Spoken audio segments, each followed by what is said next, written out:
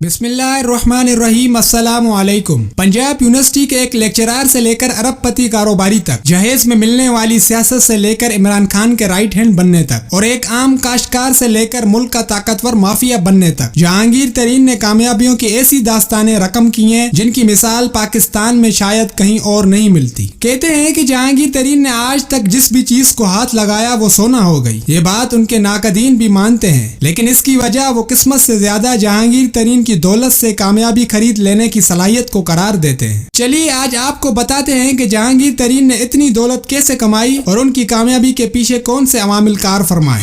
जहांगीर तरीन के वालिद अल्लाह नवाज तरीन अयूब खान के दौर में कराची पुलिस में DIG के ओहदे पर तैनात थे। कहने वाले कहते हैं कि इस ओहदे तक रसाई में उनकी काबिलियत से ज्यादा फील्ड मार्शल अयूब खान से उनके रिश्तेदारी का दखल रहा। उनकी आबाई जमीनें तरबेला के मकाम पर बनने वाले डैम में आ गई, जिनके बदले उन्हें जुनूबी पंजाब के शहर लोधरा में ज़रई जमीन अलाट की गई। पुलिस से रिटायरमेंट के बाद अल्लाह नवाज ने मुल्तान में रिहायश और लोधरा में कसकारी अख्तियार कर ली। जहांगीर तरीन ने अपनी जिंदगी की इब्तिदाई 20 बरस इसी 2 कमरों के मकान में बसर किए। जहांगीर तरीन को तालीम के लिए लाहौर भिजवाया गया, जहां से उन्होंने ग्रेजुएशन और अमेरिका के नॉर्थ कैरोलिना यूनिवर्सिटी से 1974 में बिजनेस एडमिनिस्ट्रेशन में मास्टर्स किया। जहांगीर तरीन के बकौल दौरान तालीम एक दिन के लिए भी उनके दिल में ये ख्याल नहीं आया कि वो अमेरिका में ही मुस्तकिल रिहायश अख्तियार कर लें। इसीलिए तालीम मुकम्मल करते ही वो वतन लौट आए। उनका पहला इश्क दरसो तदरीस है। वो कहते हैं कि उन्हें नौजवानों के साथ गुफ्तगू करके हमेशा मजा आता है, इसीलिए उन्होंने पंजाब यूनिवर्सिटी में लेक्चरर के तौर पर मुलाजिमत अख्तियार कर ली। लेकिन वालिद की मुखालिफत के बायस वो अपना पहला इश्क छोड़कर बैंक की नौकरी करने पर मजबूर हो गए। एक शाम वो दफ्तर से बाहर निकले तो उन्हें एहसास हुआ कि वो खुश नहीं। उनका दफ्तर लाहौर की एक इमारत के तह खाने में था। वो कहते हैं कि मैं सुबह इस तह खाने में दाखिल होता और शाम ढलने के बाद बाहर निकलता। एक शाम दफ्तर से निकलते ही मैंने सोचा यह भी कोई जिंदगी है। अगली सुबह मैं इस तह खाने में नहीं गया। जब वो घर पहुंचे और अपने वालिद को जब खबर सुनाई कि वो काश्तकारी करेंगे, वालिद जैसे सख्ते में आ गए। उन्होंने कहा, क्यों पुत्र, लाहौर में कोई झगड़ा हो गया है? जहांगीर तरीन अपनी यादें ताज़ा करते हुए कहते हैं कि चंद दिन लोधरा में वालिद साहब की जमीनों पर गुजारते ही मुझे एहसास हो गया कि काश्तकारी मेरे DNA में है। मैंने सियासत की, कारोबार किया, दुनिया देखी, यानी हर काम किया, लेकिन जो खुशी मुझे काश्तकारी करके होती है वो दुनिया के किसी काम में नहीं होती। मैं सब कुछ छोड़ सकता हूँ, काश्तकारी नहीं छोड़ सकता। वालिद के 400 एकड़ जमीन पर उन्होंने काश्तकारी शुरू की और यहाँ से उनकी कामयाबियों का न खत्म होने वाला सफर शुरू होता है। जहांगीर तरीन अपनी पहली कामयाबी के बारे में कहते हैं कि अभी मुझे लोधरा आए 2 साल हुए थे कि वालिद साहब की जमीन से मुल्हक सरकारी जमीन को महकमा जंगलात ने फौज को दे दिया, जिसने ये जमीन मिडिल लेने वाले अपने अफसरों में बांटना शुरू कर दी। अब जिस अफसर को यह जमीन मिलती वो जमीन देखने वहाँ आता तो उसे उसका इस्तकबाल एक बंजर रेगिस्तान करता, क्योंकि यहाँ पानी नहीं था। मैं इसके बिल्कुल साथ बैठा था। मैंने क्या किया कि यह जमीनें उन फौजी अफसरों से बहुत सस्ती खरीदने शुरू कर दी। चूँकि यह बंजर सहराई इलाका था, इसलिए लोग ये जमीन बहुत ही सस्ती बेचते रहे। 20 साल में ये काम करता रहा कि फौजी अफसरों से बंजर जमीनें खरीदता रहा। इसी दौरान उन्होंने कितनी जमीन खरीदी इस बारे में जहांगीर तरीन वाज़ेह बात नहीं करते, लेकिन बाज अंदाजों के मुताबिक उनके पास जुनूबी पंजाब से सिंध तक 45,000 एकड़ जमीन है। इस जमीन को इसकी मिल्कियत साबित करना मुमकिन नहीं है, क्योंकि इसमें बेशतर जमीन उनके मुलाजिमीन और रिश्तेदारों के नाम पर खरीदी गई है। फौजियों की जमीनों से फारिग होने के बाद जहांगीर तरीन ने मकामी जमींदारों का रुख किया और उन्हें उनकी जमीन के बदले सालाना इतनी रकम की पेशकश की जितनी वो साल भर मेहनत करके कमाते थे। बेशतर लोगों को ये पेशकश पसंद आई और उन्होंने अपनी जमीनें ठेके पर जहांगीर तरीन के हवाले कर दी। इसी तरह से हासिल की गई जमीन का शुमार जहांगीर तरीन के करीबी रिश्तेदार भी आज तक नहीं कर सके। ये सारी खरीदो फरोख्त गैर मुतनाज़ा नहीं रही। इनके बाद रिश्तेदारों, इलाके के जमींदारों और बाज दीगर अलाठियों ने उन पर जमीनों पर कब्जे